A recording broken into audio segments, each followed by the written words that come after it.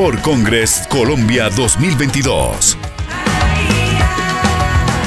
Bueno, seguimos con nuestro programa y ahora pasamos a Venezuela, nuestra república hermana, con el doctor Leopoldo José Maizo Alemán. Por favor, un fuerte aplauso.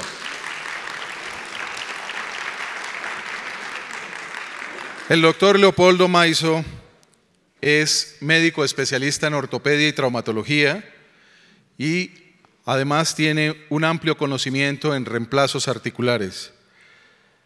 El nombre de su conferencia es Artroplastia total de ambas caderas en pacientes de baja estatura.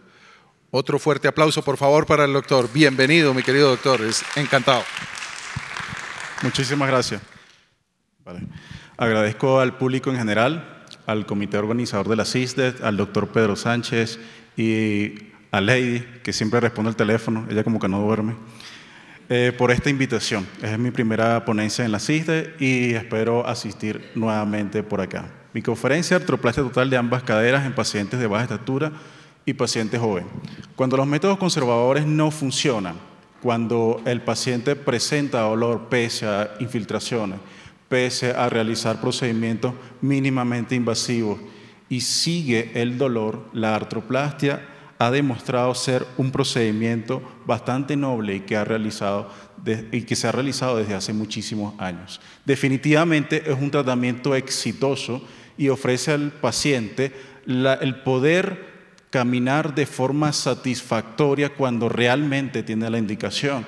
Pero como todo procedimiento, tiene sus complicaciones y hay que saber elegir el paciente en el momento adecuado.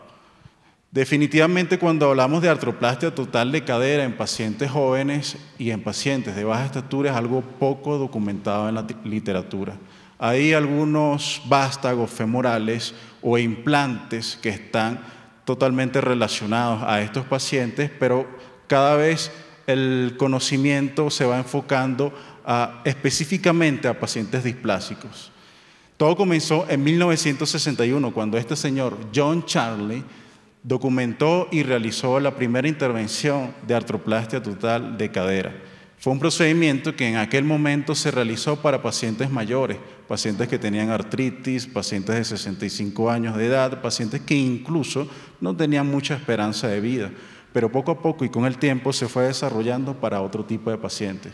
De hecho, cuando revisamos la literatura de la PubMed, por ejemplo, los artículos relacionados con artroplastia total en pacientes jóvenes son muy pocos y los que están íntimamente relacionados son aquellos desde los últimos 8 años para acá. De hecho, la misma literatura dice que son pacientes que en realidad tienen muchas complejidades para el abordaje quirúrgico y que casi siempre tienen complicaciones asociadas. Así que eligen otros métodos. ¿Existen otros métodos? Sí, hay otros métodos quirúrgicos que también pudiesen aplicarse en estos pacientes para evitar la artroplastia. ¿Cuáles son esos otros métodos? Se describe la osteotomía. La osteotomía es un procedimiento que se realiza sobre todo para aquellos pacientes que todavía no presentan una artrosis severa. Ya cuando el paciente presenta una artrosis severa, que es el momento en que acude regularmente a la consulta, ya este procedimiento no está muy bien o no ofrece resultados tan satisfactorios. Existe el procedimiento denominado artrodesis en el cual fusionamos la articulación de la cadera. Eso quiere decir que el paciente no va a tener la misma movilidad de una cadera normal, siendo la cadera una articulación tan móvil. Por eso es que son pacientes también muy insatisfechos, pacientes que son jóvenes, que quieren vivir sus mejores etapas de la vida y que desafortunadamente están bloqueados de la articulación. Es por eso que siguieron ampliándose estudios de la artroplastia total de cadera en este grupo de pacientes. Sí, las posibilidades de fracaso son mayores que en otros grupos, pero hay que seleccionar bien el paciente, hay que seleccionar bien el abordaje que se requiere usar durante el procedimiento quirúrgico, no sobrecargar la cadera y por supuesto que la experiencia del cirujano tiene muchísimo que ver en este tipo de resultados. Hay artículos descritos en la Sociedad Española de Cirugía Ortopédica y Traumatología relacionados con el tipo de prótesis que se debe usar en estos procedimientos. Hay prótesis que se han evolucionado a la forma de mini hip o mini vástagos, e incluso lo que es las prótesis de resuperficialización. Cada uno tiene sus indicaciones diferentes, pero lo que sí es cierto es que aunque estas prótesis, las mini hip, generalmente se deben usar en pacientes jóvenes, usualmente son prótesis que al momento de una revisión no hay mucha diferencia entre una prótesis convencional y una mini hip. En cuanto a otros estudios relacionados con lo que es la artroplastia total, hay que considerar en estos pacientes de baja estatura evitar el sobredimensionamiento del componente acetabular. Y lo que es la parte del vástago, es importantísimo que sea un vástago que pueda ajustarse a lo que es la parte del fémur. Recordando que son pacientes de baja estatura, pero ¿qué es un paciente de baja estatura? Un paciente de baja estatura puede ser, por ejemplo, para el doctor Pedro Sánchez, todo el mundo aquí, pero descrito en la literatura es un paciente que está por debajo del promedio, unas 2 desviaciones estándar. Pero ¿cuánto es el promedio? El promedio, por lo menos en Sudamérica, se considera que un hombre es de 1,73 y el promedio de una mujer es de 1,60. Así que ya tenemos una referencia matemática como para decir que un paciente de baja estatura está por debajo de estos promedios. Por supuesto, cada paciente de baja estatura puede tener una condición diferente y esa condición diferente requiere un tratamiento diferente. Hay pacientes acondroplásicos, hay pacientes con displasia y pacientes secuelares de Perthes. El paciente con acondroplasia se comporta diferente porque tiene unos huesos que son más anchos y una configuración en varo de su cadera. Aquí tal vez lo más complejo es considerar que tiene un acetábulo bastante pequeño al momento de preparar la cirugía. A diferencia de un paciente con displasia ósea, un paciente con displasia ósea está bastante más corto, en los casos severos sobre todo, donde prácticamente tenemos las caderas pegando casi al sacro. Y eso dificulta la cirugía desde el punto de vista mecánico increíblemente. La tensión mecánica que existe aquí es relevante para el procedimiento. Y tenemos el paciente secuelar de un Perthes. Este paciente sufre deformidades de la cabeza femoral y debemos enfocarnos al tratamiento y la reconstrucción anatómica estructural de este paciente. A propósito de esto, bueno, tenemos un paciente que en mayo del 2003, a los 4 años de edad, comenzó con dolor y ya tenía procedimientos de otra institución por ortopedistas infantiles, por supuesto.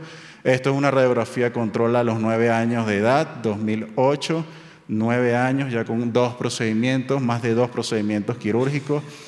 Recordemos que el Perthes se calcula que es una enfermedad entre 1 y 2.5 de cada 10.000 niños. Este paciente lo tiene. Predomina 4 o 5 veces más en niños que en niñas, y ella es niña. La enfermedad se manifiesta entre los 3 y 8 años, correcto para ella. Los pacientes suelen ser delgados, muy activos y de menor tamaño que sus contemporáneos. Por supuesto, es un paciente de baja estatura. Y es bilateral solo en el 10 a 15% de los casos. Este paciente es bilateral. Llega a la consulta en enero del 2022, esta paciente en mi consulta, 23 años, mide 1,45, 15 centímetros por debajo de la estatura promedio, pesa 40 kilos, índice de masa corporal 19, es estudiante de odontología, quiere seguir viviendo, quiere seguir haciendo sus funciones normales como cualquier niña, adolescente, adulta, joven de su edad, pero tiene un dolor en sus 2 caderas que en la escala de EVA, de la cadera derecha, es de 8 y en la escala de EVA, la cadera izquierda, es de 6. Prácticamente no puede caminar del dolor. Déficit de glúteo medio, por supuesto, por todas esas intervenciones pasadas y, como les comenté, 15 centímetros de discrepancia.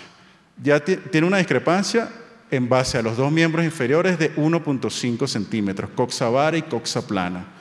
Adicionalmente a esto, debo colocar entre paréntesis que para aquellos pacientes con artrosis secuelar de displasia bilateral, yo puedo hacer la cirugía en un solo tiempo. Este es un paciente que tenía una displasia y le hicimos una cirugía con abordaje anterior y en 2 meses tuvo un caminar muy bien. Pero específicamente esta paciente no fue candidata para mí para hacerlo en un solo tiempo, sino en 2 tiempos. El primer tiempo quirúrgico usé un abordaje lateral, un abordaje donde secciono parte del glúteo medio y el vasto para acceder de forma adecuada a la articulación. Esta es más o menos una visión lateral de cómo se puede ver el paciente. Realizamos la colocación del implante en esa cadera del tamaño microscópico de un niñito prácticamente, una niñita. Y observamos cómo está la cabeza femoral. Le damos una lupa y esto es lo que vemos. Para los amigos que no son ortopedistas, así es como debería verse una cadera normal y así es como ella tenía su cadera. Prácticamente no la podía mover del dolor. Realizamos la radiografía control, colocamos el implante, estas son las descripciones del implante, el implante más pequeño colocado por esa casa comercial o por esa marca. El control a 3ª semana, ya el paciente puede realizar movimientos, flexión de cadera con flexión de rodilla, flexión de cadera con extensión de rodilla, pero tenemos un pequeño detalle. La paciente tiene esta pierna más larga, por supuesto, porque tiene el implante, falta operarle la otra pierna. Y ella, por supuesto, necesita realizar esa intervención lo más pronto posible porque se siente incómoda, a pesar de que ya no tiene dolor en esa cadera. Entonces realizamos un segundo tiempo quirúrgico, lo mismo, encontramos esa cadera, observamos cómo es, una cadera plana, deforme, totalmente asimétrica, realizamos la colocación del implante. Definitivamente esta cirugía fue muchísimo más compleja que la primera, haciéndose que el procedimiento generara bastante dolor. ¿Por qué bastante dolor? Porque tenemos una tracción de las partes blandas muy excesiva. ¿Y por qué una tracción de las partes blandas excesiva? Tenemos un glúteo medio que estaba cortado y lo alargamos más de 2 centímetros en menos de un solo día.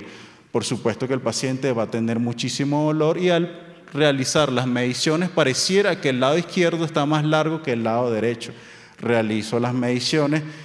Trato de pensar por qué se ve más largo el lado izquierdo que el lado derecho. Todos los cálculos no me dan. Hago la línea de traza bilacrimal, está estándar, está básicamente bien con lo que es la parte del trocánter menor, pero hay que considerar, como les comenté anteriormente, las partes blandas. Definitivamente el glúteo medio ofrece una fuerza de acción que a veces no es compensada por las fuerzas de reacción de la cadera, de la articulación. Y aparte de eso, hay una paciente que tiene una cierta oblicuidad pélvica funcional ocasionada por una escoliosis. Y esa escoliosis me hace tracción de lo que es la columna hacia un lado, me eleva la pelvis y, por supuesto, me hace una discrepancia de longitud de miembros, que ya la tenía anteriormente, sí, y que al momento de los controles de la cura de la herida, me preocupa más también el hecho de que esa última intervención presenta un exudado, un retardo de la cicatrización, otro dolor de cabeza más. Trato de colocar lo que es la colocación de un vacuum artesanal, un vacuum portátil. Se realiza lo que es digamos, una cicatrización adecuada y bueno, ya podemos respirar un poquito más aliviado con respecto a la cicatrización. Tercer mes luego de la cirugía, ya las partes blandas están más relajadas. Tenemos un paciente que desde el punto de vista funcional ya se ve más simétrico, ya el glúteo se ha relajado más, ya lo que es las partes blandas permiten una mejor movilidad. Fíjense cómo tiene estas cicatrices. Estas es las cicatrices que le hicieron desde sus últimas intervenciones y estas son las cicatrices nuevas que le realicé en las últimas cirugías, cómo han ido evolucionando los procedimientos para ser cada vez un poco menos invasivos.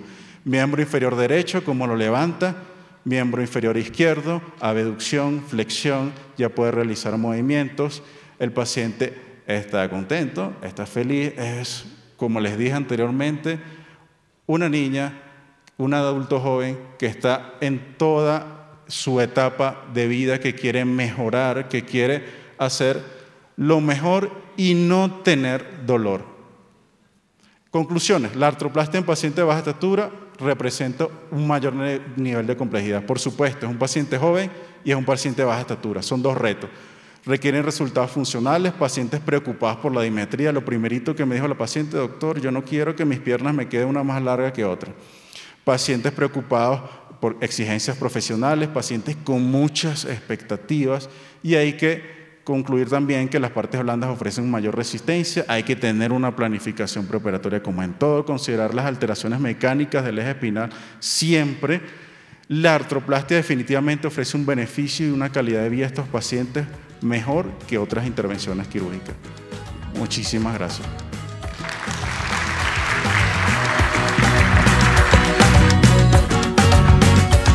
CISDED,